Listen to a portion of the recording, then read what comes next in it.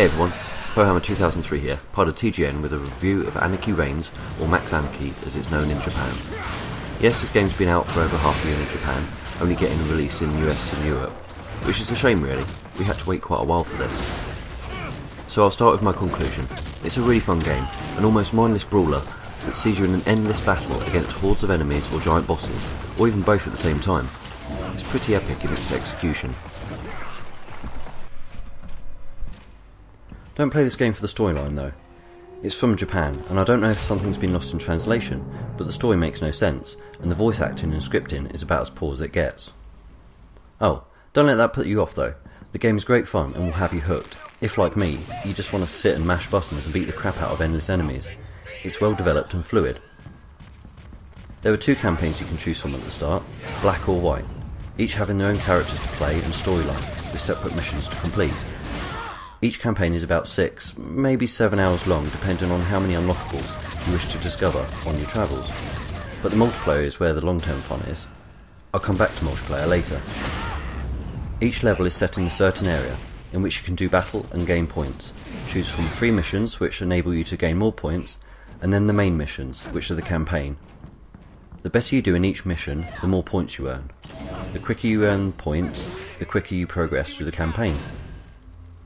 Missions can be replayed until you rack up the points you need. At first the controls will no doubt seem daunting, but it's not long before you've figured out grab attacks, high and mid power attacks, standard attacks, fury attacks and blocking, all with amazing visuals to keep the entertainment buzzing. You also collect power-ups along the way, which can be in the form of shields, sniper rifles and missile launchers, to name but a few.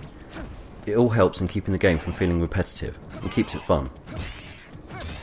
Some of the bosses you encounter are insane, but it's a game straight out of Japan, so what else would you expect?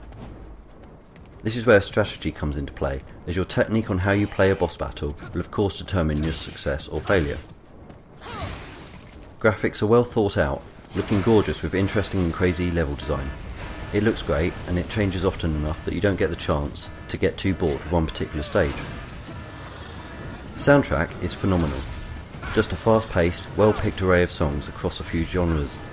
Lots of tracks included, so you won't get bored of the same thing playing again and again. Sorry, but for the review I decided to mute the music. That's for copyright reasons, but trust me, the music's pretty good.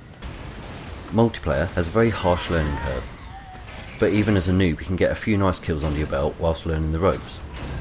There are quite a few different multiplayer modes, so it's worth trying each if deathmatch isn't for you. Don't expect Call of Duty style ranking up here.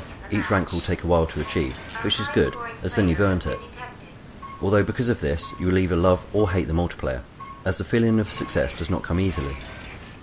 In many games, the environment will have a say in what goes on in the match, as wild killer blades will enter the area, and out-of-control trucks will drive through the streets, taking out all in its path.